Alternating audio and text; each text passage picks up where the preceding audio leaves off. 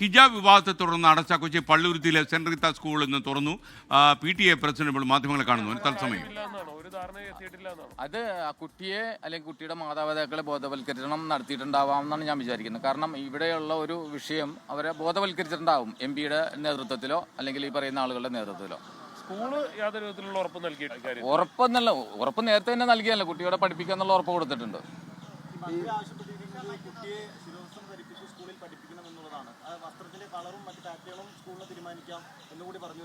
അതായത് 2018 ഒരു വിധിയുണ്ടല്ലോ, ഹൈക്കോടതി വിധിയുണ്ടല്ലോ, ആ റൂൾസ് എങ്ങനെയാണോ അതിനനുസരിച്ച് ആലോചിച്ച് ചെയ്യാം. അതായത് ശിരോവസ്ത്രം ധരിക്കാൻ അനുവദിക്കില്ല എന്നാണോ സ്കൂളിന്റെ നിലവിലെ നിലപാടിൽ ഇതുവരെ മാറ്റമൊന്നും വന്നിട്ടില്ലെന്നാണ് ഞാൻ മനസ്സിലാക്കുന്നത്. സാറേ, അതാ ഒന്നുകൂടെ ആവർത്തിച്ച് ചോദിക്കണം. അതായത് ശിരോവസ്ത്രം ധരിപ്പിക്കില്ല എന്ന് തന്നെയാണോ? അങ്ങനെ ശിരോവസ്ത്രം ധരിപ്പിക്കില്ല. ഇവിടെ കഴിഞ്ഞ കാലങ്ങളിൽ എങ്ങനെയാണ് സ്കൂൾ പ്രവർത്തിച്ചത് അതുപോലെ തന്നെ പ്രവർത്തിപ്പിക്കാനാണ് ഞങ്ങളുടെ ആഗ്രഹം. ഒരാൾക്കായിട്ട് ഇളവുണ്ടാകില്ല, ഇളവ് ചെയ്യേണ്ട കാര്യമില്ലല്ലോ. ഒരാളും പങ്കെടുത്തില്ല. ഞങ്ങൾ അറിഞ്ഞതുപോലുമില്ല MP-യുടെ സമവായ ചർച്ച.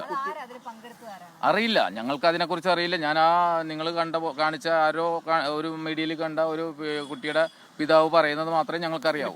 ഇതിനു വേണ്ടി വല്ല മീറ്റിംഗോ കമ്മിറ്റികളോ വല്ലതും വിളിച്ചു ചേർക്കുന്നുണ്ടോ? ഉണ്ട്. PTA-യുടെ കമ്മിറ്റി ഞങ്ങൾ എന്ന് വിളിച്ചു ചേർക്കാനുള്ള ആലോചനയുണ്ട്. അത് നിങ്ങളെ മാധ്യമങ്ങളെ അറിയിക്കും. അത് ആലോചന മാത്രമേ ഉള്ളൂ. അല്ല, ഞങ്ങൾ അന്ന് സംസാരിച്ചതാണല്ലോ. അന്ന് സംസാരിച്ചപ്പോൾ ധാരണയിലാണ് പോയത്. ഒന്നും ഉണ്ടായിട്ടില്ല.